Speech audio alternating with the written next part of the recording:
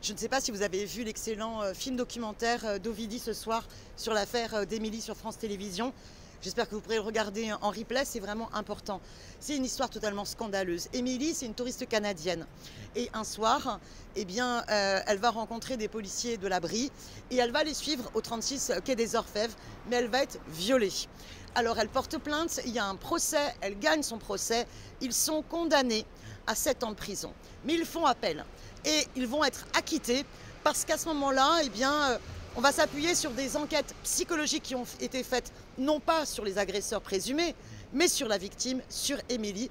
Et on va estimer qu'en fait, elle est borderline. Or, il y avait des faits. Les faits étaient là et suffisaient à qualifier de viol la situation. Donc, le problème, c'est que d'un point de vue de la justice, Émilie ne peut pas se pourvoir en cassation. Seul le procureur général auprès de la Cour de cassation, M. Molins, peut se pourvoir en cassation dans l'intérêt de la loi. Alors, M. Molins, oui, c'est dans l'intérêt de la loi que sur la question du consentement, enfin, on fasse changer la loi. Parce que l'affaire d'Émilie, c'est un fait politique et nous sommes toutes concernées. Le consentement, eh bien, c'est de dire que quand c'est non, c'est non. Si on ne dit pas oui, c'est non. Même si on est alcoolisé, si on ne dit pas oui, c'est non.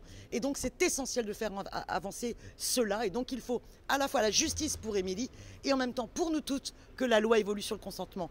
Alors, Monsieur le Président de la République, Monsieur Emmanuel Macron, je ne sais pas ce que vous en pensez, mais on vous interpelle également là-dessus. Pareil, Monsieur Dupond-Moretti, vous êtes le garde des Sceaux, le ministère de la Justice.